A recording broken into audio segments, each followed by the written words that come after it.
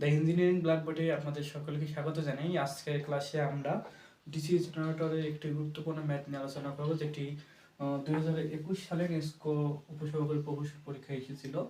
তো ম্যাথটি এমন যে একটি শান্ট জেনারেটর 230 ভোল্টে 450 এম্পিয়ার কারেন্ট প্রদান করে। শান্ট এবং আর্মেচার রেজিস্ট্যান্স যথাক্রমে 50 ওহম এবং 0.03 ওহম দেওয়া আছে। জেনারেটর উৎপন্ন ইএমএফ নির্ণয় করতে বলছে। তো এই টাইপের অঙ্কগুলো করার জন্য আমরা প্রথমে যেহেতু এখানে শান্ট জেনারেটরের কথা বলা হয়েছে, তো আমরা একটা শান্ট জেনারেটর এখানে অঙ্কন করে নিই। তো শান্ট জেনারেটরটা এরকম, এখানে আমরা সংযোগ করব, এটা ফিট। তো আমাদের এখানে প্রশ্নে যে মানগুলো দেওয়া আছে, আমরা সেই মানগুলো প্রথমে নেওয়ার চেষ্টা করব। এখানে ভিটির মান দেওয়া আছে, আর লোড রেজিস্ট্যান্স দেওয়া আছে, শান্ট ফিল্ড রেজিস্ট্যান্স এবং আর্মেচার রেজিস্ট্যান্স 0.03 দেওয়া আছে। তো মানগুলো আমরা এখানে লিখি।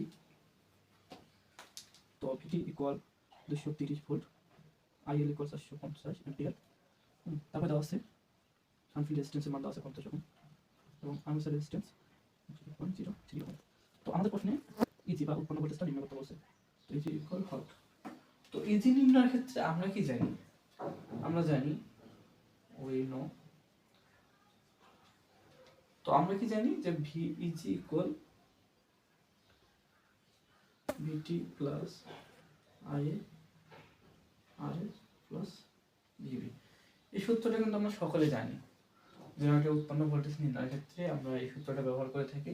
তো এখানে দেখো আমাদের ভিটির মানটা দেওয়া আছে 230, আর এর মানটা দেওয়া আছে আমার প্রয়োজন IA। এখানে কিন্তু কোথাও ব্রাশ ভোল্টেজ দেওয়া নেই, তো আমাদের ভিবিটা লাগবে না। তো এক্ষেত্রে আমাদের কি আই এর মানটা প্রয়োজন। তো আই এর মানটা আমরা কিন্তু নির্ণয় করতে পারি এখান থেকে। আমরা জানি আই এ সমান হলো লোড কারেন্ট প্লাস শান্ট ফিল্ডের কারেন্ট আই এস এস। তো আমাদের লোড কারেন্টের মানটা কিন্তু দেওয়া আছে 450, আর শান্ট ফিল্ডের কারেন্টটা আমরা ভোল্টেজ জানি, অর্থাৎ ভোল্টেজ এখানেও যেটা এখানেও সেটা, কিন্তু সেই ক্ষেত্রে আমাদের টার্মিনাল ভোল্টেজটাই কিন্তু শান্ট ফিল্ডের ভোল্টেজ হিসেবে কাজ করবে। তো 230 ডিভাইডেড বাই হলো শান্ট ফিল্ড রেজিস্ট্যান্স 50, তো এটার মানটা দাঁড়াবে 454.6। এই দুটো মান হলো 4.6 আসছে। তো আমরা পেয়ে গেছি মানটা। তো আমরা এখন মানগুলো বসাই। দেখো এখানে আমাদের ভিটির মানটা দেওয়া আছে 230 ভোল্ট 30, আই এর মানটা দেওয়া আমরা বের করলাম 454.6। এটার সাথে আমাদের আর্মেচার রেজিস্ট্যান্সটাকে আমরা গুণ করে দেব 0.03। এখানে কিন্তু আমাদের ভিভি মানটা দেওয়া নেই, এটা আমরা চাইলে ব্র্যাকেট ক্লোজ করতে পারি, আবার নাও পারি, সমস্যা নেই। তো এই টোটালটা গুণ করার পর যেটা আসবে 243.63 ভোল্ট, এটা কিন্তু আমাদের অ্যান্সার। তো এই টাইপের ম্যাথগুলো আমরা খুব সহজেই করতে পারি এই যে ফর্মুলা ব্যবহার করে। তো আমাকে কি বলছে, যদি আমরা আরেকবার ট্রাই করি যে একটি শান্ট জেনারেটরে 230 ভোল্ট এর 450 এম্পিয়ার কারেন্ট প্রদান করে। শান্ট এবং আর্মেচার রেজিস্ট্যান্স যথাক্রমে 50 ওহম এবং 0.03 ওহম দেওয়া আছে। জেনারেটর উৎপন্ন ভোল্টেজ ইজির মানটা নির্ণয় করতে বলছে। তো এক্ষেত্রে আমরা প্রথমে একটি শান্ট জেনারেটর অঙ্কন করে নিয়েছি এবং আমাদের যে মানগুলো দেওয়া আছে সেই মানগুলো আমরা এখানে বসেছি।